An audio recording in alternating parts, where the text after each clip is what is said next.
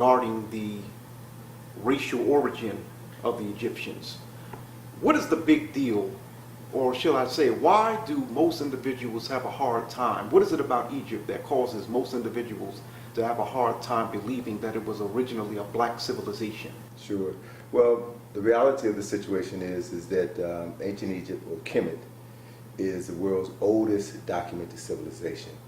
And Kemet was established by indigenous African people from the south, from Upper Kemet, which is in the southern portion of the country, and founded by an African ruler.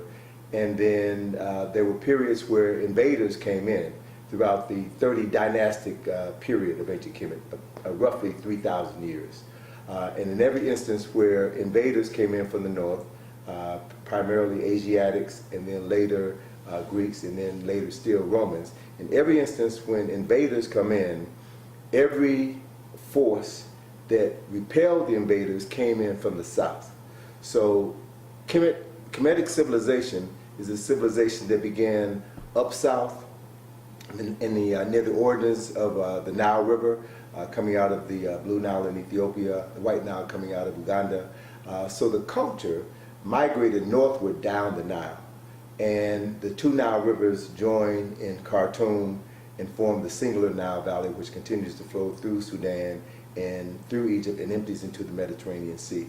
So every time there were invasions from the north, the rulers who were defeated retreated to the south, marshaled their forces, and then drove out the foreign invaders. So these were always African people.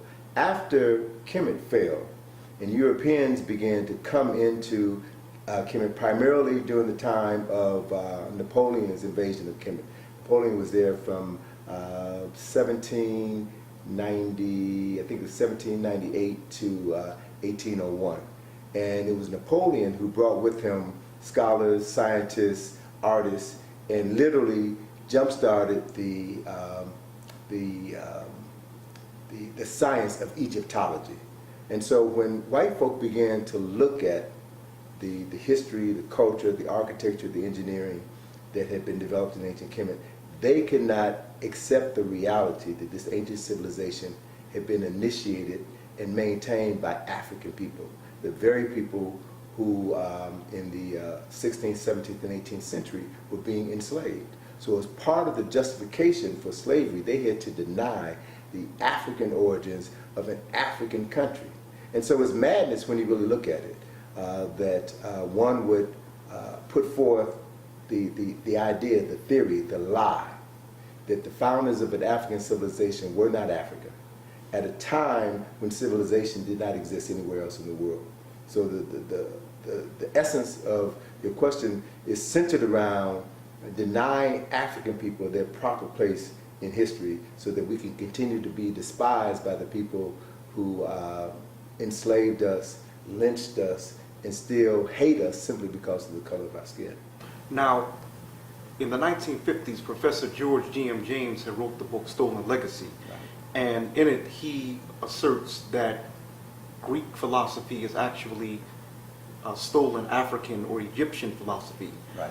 Since that time, has any more proof come about that would further confirm that or support that notion? Oh, of course. And it's not just philosophy, it's science, it's architecture, it's engineering. So George G.M. James wrote Stolen Legacy around 1954, I believe, and was murdered shortly after that book was written. And it has been asserted by Dr. Ben primarily, who said that Professor James was murdered by Masons for revealing Masonic information. And also, if you think about the fact that Professor James was teaching at the university, which is now the University of Arkansas at Pine Bluff.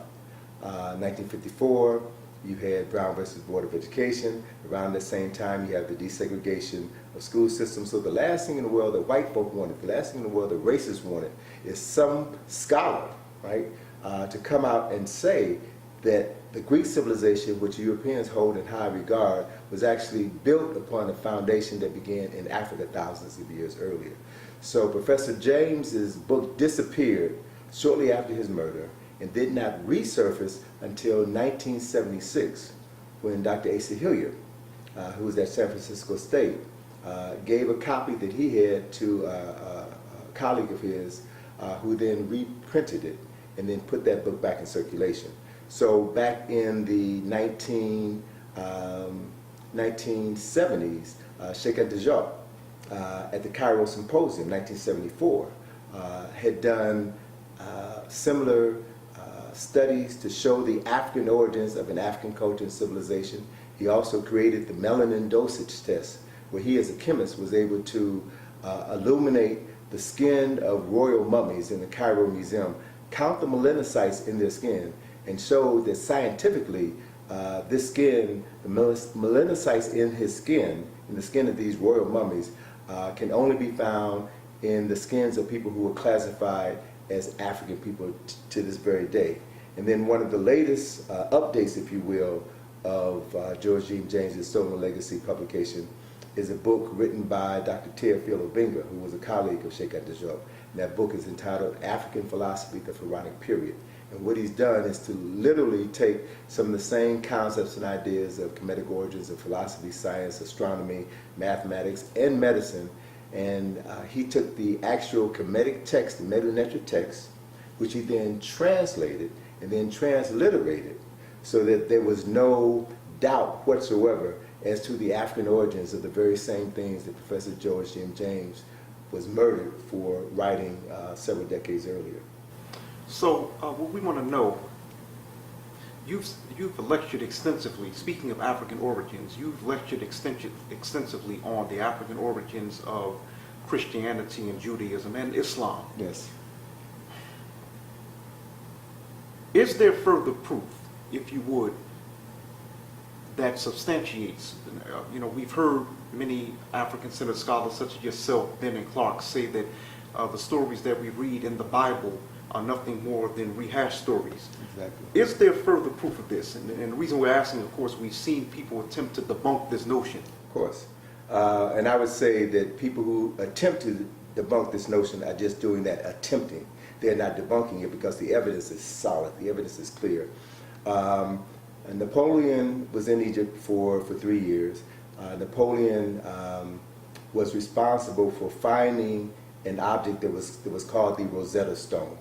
The Rosetta Stone was used by Champollion, the French philologist, to decipher the Medu Neter in 1822.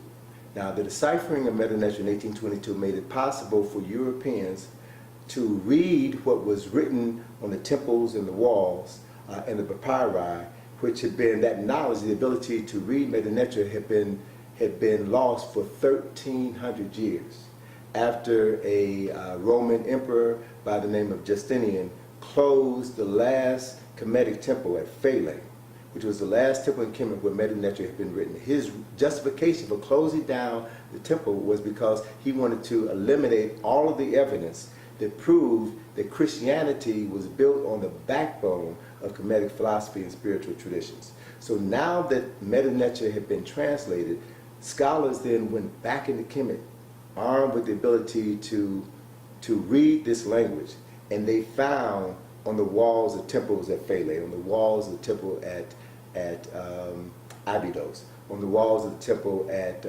Luxor, on the walls of the temple at Edfu, they found Kemetic stories that were thousands of years older than the Bible that were exactly the same story. So that evidence exists, and for those people that refuse to embrace that evidence, that's on them. It doesn't deny the validity of the historical information that is there. Now, before we go into your latest project, Yes. excavating sites in Kemet or Egypt, I want to ask you this question. You mentioned Napoleon. Mm-hmm. Is there any proof? Dr. Bennett said that, we talk about the hiding the African or the black origin of Kemet or Egypt. Right. I believe Dr. Ben said that Napoleon had one of his troops aim a cannon at the nose of what's popularly referred to as the Sphinx, Mm-hmm. because he wanted to destroy its black image. Now, Doc, is that true or is that an urban legend? All right. Well, in my book, Nile Valley Contributions to Civilization, I addressed that issue, and I think I answered it pretty conclusively in that I had compiled a series of drawings, illustrations of Haramakhet, the so-called Sphinx. Drawings that were done in the 16th century, the 17th century, and the 19th century when Napoleon was there. So when you look at those drawings, and it's in the book, when you look at the drawings, you'll see that in the earlier drawings, 150, 200 years before Napoleon came, you could still see the nose and the lips of Haramakhet. There were efforts on the part of other Arabs to damage the face of Haramakhet because to them they considered to be a false idol. And this is before the European incursion. Exactly. You said Arabs were already trying to destroy Yeah. the black images. Right. Well, they not only destroyed some of the images, they stripped all of the limestone off of the pyramids at Giza, used that limestone to build bridges in Cairo, mosques in Cairo. So this is something that invaders have done traditionally since the beginning of time. But in Nile Valley Contributions to Civilization, I show that the greatest damage done to the face of Haramakhet was done during the 3 years that Napoleon's troops were in Egypt. And according to the story, Napoleon had his soldiers shoot off the nose and the lips of Haramakhet because he could not accept the fact that this civilization, the oldest documented civilization known to mankind, was created by African people. And the face of Haramakhet was the documentation for that. What is also important, I found evidence to show that when Napoleon's troops had invaded other countries, for example, when they invaded Italy, there is a documented case where they invaded the monastery at Maria de Grazia in Italy. And there is a famous painting in the dining hall of that monastery. It's a painting that was done by Leonardo da Vinci, the painting that we now know as The Last Supper. Napoleon conquered that region of Italy. They used the dining hall as a stable for their horses, and then their soldiers took their rifles and shot the faces of Jesus and the 12 disciples. So Napoleon's troops have a track record of defacing historical objects. So it wasn't just Haramakhet. So now tell me, the image, the Last Supper image, it was a white image though. Yeah. There was a white image. So, so then Doc, someone would say then if Napoleon's troops had damaged the white image, why would it be racist for him to damage the so-called Sphinx? Well, let's put it this way. The issue was Napoleon wasn't a Christian, right? And the Italians were his enemies. So whatever he could do to get under the skin of his enemies, he did, because warfare is not always a physical confrontation. Sometimes it's psychological, sometimes it's spiritual. So Napoleon is considered by many to be one of the greatest military leaders at all time.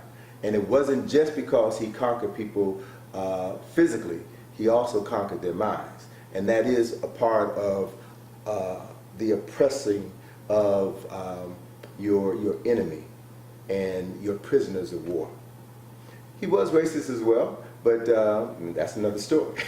Well, Doc, we want to know from you your current project. Sure. What exactly is the ASA, if I'm saying it correctly, restoration project? Right. The ASA Restoration Project was a project that we started 9 years ago. September of 2008, we established the ASA Restoration Project. So it's not a latest project, it's actually an old project. I shouldn't have said that, sorry. Well, no, it's been around for a while, but it's still relatively new in terms of other excavations that are going on in Egypt. I was fortunate in 2008 to be introduced to a woman by the name of Dr. Lena Pistakova, who in 2006 had found the lost tombs of South Ossetia. These were tombs of Kushite noble people who, and the Kushites were part of the 25th dynasty. The 25th dynasty is the only period in the 30 dynasties of Egyptian history that white Egyptologists will say with certainty that Egypt or Kemet was ruled by indigenous black people. Now, I remember, if I may interject, Doc, Sure. that when National Geographic did that story a few years back, it had a lot of black scholars, Afrocentric black scholars, in an uproar because they were trying to say that that was the only time Exactly. Kemet had been ruled by black rulers. Exactly. I don't know. And so it perpetuates this lie, this effort on the part of European scholars primarily to deny Africans their rightful place in world history. As Dr. Leonard Jeffries said decades ago, whoever controls the history of Kemet controls the world. Because it is in Kemet where we find the greatest evidence of human accomplishments. What was done in Kemet 5,000 years ago cannot be replicated today in terms of the architecture and the engineering, the science and the astronomy.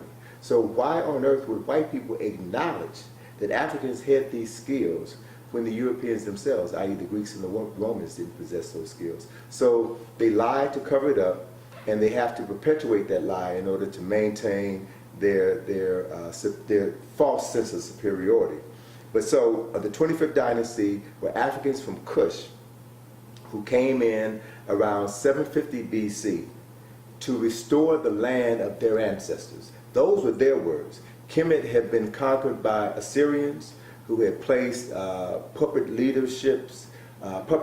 in positions of leadership in Kemet.